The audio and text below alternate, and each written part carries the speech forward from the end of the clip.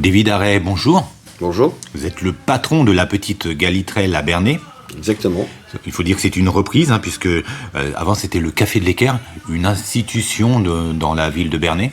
Tout à fait. Alors pourquoi la petite Galitrel? Qu'est-ce que ça signifie exactement? Alors la petite Galitrel, en fait, c'est pour rendre hommage à mes parents qui étaient chefs de cuisine et chefs de rang à l'auberge des Galitrel qui se trouve à Saint-Germain-de-Pasquier dans le 27.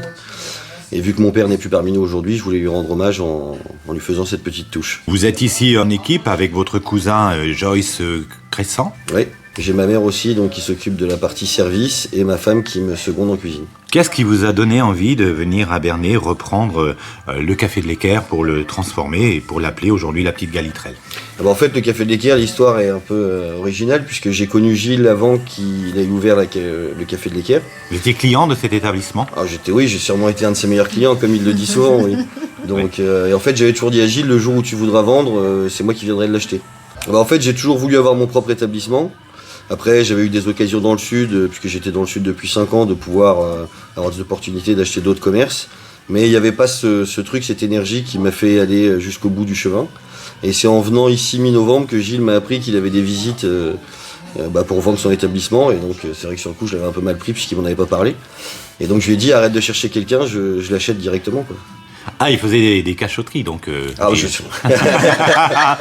pense que, étant donné qu'il m'a toujours vu comme quelqu'un d'un peu électrique et toujours très vif, il pensait pas que j'irais jusqu'au bout du projet, il pensait que c'était une belle parole ou c'était une parole de bar, on va dire. Ouais, une lubie, quoi, comme ça. Oui, voilà, il pensait que c'était comme une blague qui s'était installée entre nous.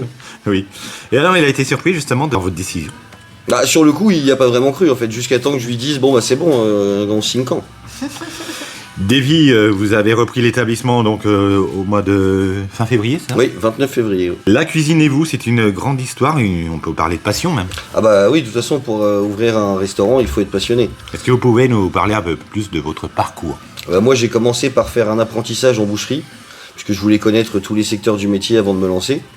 J'ai fait de la boulangerie aussi à Brionne avec Gino Dex, qui est sûrement toujours un très grand boulanger. Et après, j'ai fait un apprentissage en cuisine à l'hôtellerie du Lion d'Or à Beaumont-le-Roger. L'hôtellerie du Lion d'Or, logis de France. Donc c'est un parcours bien dense, conséquent. Il fallait, moi je pense que pour être un bon cuisinier, il faut connaître aussi les autres corps de métier.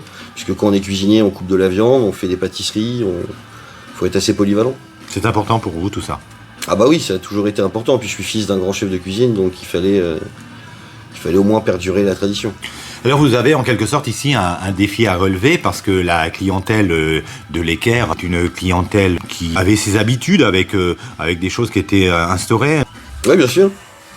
Alors après nous, ce qu'on a changé vraiment dans le principe, c'est qu'on a enlevé l'ardoise, on a mis des menus, mais on est resté quand même sur le même principe, étant donné qu'on est sur un entrée plat dessert à 19,90 qu'avec des produits frais et faits maison. En sachant qu'on a à côté une petite carte avec des produits complémentaires, où là il y a différents prix en fonction du temps à passer sur la préparation. Quand vous parlez, Lévi, de produits frais, ça veut dire aussi que vous privilégiez les circuits courts, les producteurs locaux? Tout à fait, c'est-à-dire que nous, notre fournisseur de viande, c'est celui qui fournit quasiment toutes les boucheries aux alentours. Donc moi je travaille avec la gamme bleu, blanc, rouge, qui est une gamme certifiée pour être des produits français, et donc pas des produits qui viennent de Pologne, même si j'ai rien contre personne, mais moi je préfère travailler avec des gens qui sont très proches de chez nous pour avoir une qualité optimale. Vous avez décidé de chambouler un petit peu les habitudes des clients en proposant des nouveautés? Alors oui, on propose des nouveautés, et puis la cuisine avant tout c'est une passion, donc quand on est passionné on fait toujours des nouvelles choses. Donc j'essaye de varier au maximum les produits que je propose en gardant une carte qui reste la même tous les jours, puisqu'on a beaucoup de demandes spécifiques comme l'andouillette ou le steak haché ou le steak tartare qui sont des produits incontournables, donc ça on les change pas à la carte. Mais après je fais beaucoup de plats en sauce, où là par exemple hier j'ai fait un chip parmentier, mais il en reste pas beaucoup d'ailleurs ce matin. C'est bon signe. Est-ce que vous proposez des plats que les clients avaient l'habitude de consommer, comme la morue, le poisson du vendredi? Bien sûr. D'ailleurs le premier vendredi où on a ouvert, j'ai fait de la morue frite. J'ai fait du sauté de porc à la portugaise il y a encore cette semaine. Donc oui, on garde quand même l'identité du lieu, sachant que moi aussi je suis d'origine portugaise, donc il était important pour moi de faire perdurer la tradition aussi à ce niveau-là. Donc des choses qui continuent en fait, et puis il y a par contre un concept qui a changé au niveau des horaires. Au niveau des horaires, oui, on a fait un grand changement puisqu'on est passé d'une brasserie du midi à une brasserie en service continu de 7h à 23h, 7 jours sur 7. C'est un sacré challenge, un défi pour une petite ville comme Bernay de 9000 habitants. Bah, après, vous savez, avant d'être cuisinier, je suis aussi un bon mangeur. Et ce qui m'a toujours embêté dans les restaurants, c'est que quand vous arrivez à 13h30 et qu'on vous dit dépêchez-vous, la cuisine va fermer, je trouvais ça un peu dommage et j'avais toujours dit que le jour où j'aurai mon propre établissement, je ferai en sorte que les clients puissent venir à leur convenance. Ou le soir aussi, souvent les gens se plaignent qu'il n'y a plus de service à partir d'une certaine heure. En sachant que nous, quand je dis jusqu'à 23h, c'est jusqu'à 23h, vous pouvez rentrer dans l'établissement pour être servi. C'est pas à 23h, on ferme la porte. Les clients qui sont encore dans l'établissement à 23h, on les met pas dehors. Donc je pense que c'est un vrai atout, par exemple pour ceux qui sortent de la gare assez tard, où il n'y a pas longtemps on a eu des clients qui sont tombés en panne de voiture, le taxi les a déposés là, ils avaient faim, on était ouverts, ils ont pu se restaurer et prendre un moment de plaisir avec nous. Davy, est-ce que vous avez constaté depuis l'ouverture un changement de clientèle ou ce sont les mêmes qui reviennent à chaque fois? Alors on a, je ne vais pas dire le contraire, on a une part des habitués qui sont restés avec nous. Après on en a une autre partie qui sont partis puisqu'ils étaient là surtout pour le côté familial et humain de Gilles. Pour le patron là. Voilà, pour le patron, oui. Donc après on a su se faire une nouvelle clientèle assez rapidement et assez facilement, je dirais, puisque on a eu la chance que l'éveil ait parlé de nous, que le Paris de Normandie ait parlé de nous. Là aujourd'hui c'est vous qui parlez de nous. Donc pour tout vous dire, sur les 1000 flyers que j'avais fait et les 1000 cartes de visite, mis à part celles qu'on a données aux clients ici, on n'a pas eu besoin de les distribuer. Combien de couverts à l'intérieur et à l'extérieur? 34 en simultané, et à l'extérieur on peut monter jusqu'à 18 étant donné qu'on va mettre une nouvelle terrasse avec une meilleure composition. Il y avait aussi au Café de l'Équerre ces habitudes bien ancrées, c'est-à-dire des animations régulières, aussi des expositions. Les artistes avaient toute leur place à l'intérieur. Est-ce que tout ça, ça va continuer? Au niveau de l'exposition, vous pouvez le voir par vous-même, on a continué l'exposition donc de Christine qui était déjà en place. Ensuite, à partir du 1er avril, on a une nouvelle exposition de peinture avec une dame qui s'appelle Annick qui va continuer et qui vient de Bourrachat. Donc qui va être là pour un mois. Concernant les animations, on a déjà fait un premier concert le 9 mars. Ensuite, on a de la chance, c'est qu'on a des artistes qui viennent ici, ils se sentent bien, ils se sentent chez eux, donc sans qu'on ait besoin d'organiser quoi que ce soit, ils viennent, ils s'installent, ils jouent de la guitare, et ça c'est vraiment un pur moment de plaisir. Je pense notamment à Benny, mon grand ami maintenant, qui vient assez régulièrement.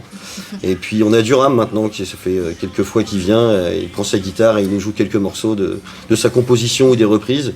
Et ça c'est vrai que nous c'est ce qu'on aime, quoi. Il y a une belle palette d'artistes locaux qui continueront à fréquenter la petite Galitrelle aujourd'hui. Donc c'est un changement finalement dans la continuité. C'était ça l'idée, moi c'est ce que j'avais dit à Gilles Audrey dans tous les cas. L'idée c'était de continuer ce qui avait été commencé. Et après évidemment on est là pour apporter nos idées, apporter notre style de déco, ce genre de choses. Mais on voulait pas casser la nature du lieu. Et c'est pas parce qu'on a changé le nom du Café de l'Équerre envers la petite Galitrelle qu'on voulait absolument tout casser à l'intérieur. Au niveau des tarifs proposés, il y en a pour toutes les bourses? Bien sûr, puisque vous avez un plat direct à 13,90. Donc là, vous avez un choix de 5-6 plats plus un plat en sauce. Donc ça, c'est tous les jours, 7 jours sur 7. Et après, vous avez l'entrée plat dessert qui est à 19,90 midi et soir. Est-ce qu'il y aura des thématiques au niveau des menus de temps en temps? Après, moi, vu que je suis passionné, je fonctionne vraiment au feeling. C'est-à-dire le matin, j'arrive, j'ouvre ma chambre froide. Je regarde ce qu'il y a dedans et après c'est en fonction de mes idées et du moment présent. J'aime pas prévoir d'avance puisque entre hier, ce que j'ai envie de faire et aujourd'hui, ça peut être totalement différent. Hier matin, j'étais plus dans un monde de pâtisserie, donc j'ai fait du tiramisu M&M's, j'ai fait de la panna cotta, ce genre de choses. Et ce soir, je peux très bien décider de faire des lasagnes. C'est pour ça qu'on a ce système de mise en avant à l'extérieur avec les chevalets où ça présente notre menu du jour. On le change tous les jours, voire tous les 2 jours en fonction. Et après, quand il y a vraiment des spécificités qui ne sont pas affichées sur les menus, je les mets sur notre page Facebook pour que les gens puissent voir. Merci infiniment, Davy Darey. Nous étions reçus par Davy, le patron de la petite Galitrelle à Bernay. On va donner le numéro de téléphone pour vos réservations, le 02 27 19 89 31.